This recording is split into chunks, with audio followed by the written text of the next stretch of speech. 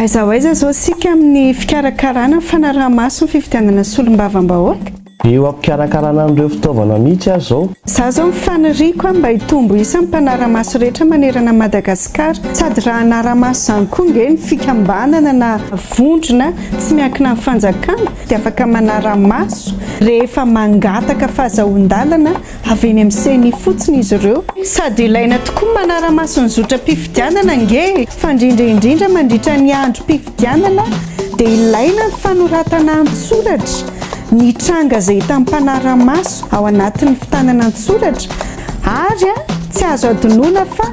10 andro ao aorianany nanatanterahana ny latsabato dia tokony hanao tatitra izy mahakasika an'izay asa fanarahamaso zay eny amin'ny seny vavona ve ny taratasy ilaina amin'ny fahazahoan-dalana anarahamaso apetraka eny amin'ny seny satria fa mila manao fangatahana vaovao ny rehetrarehetra draisa efa vonona daholo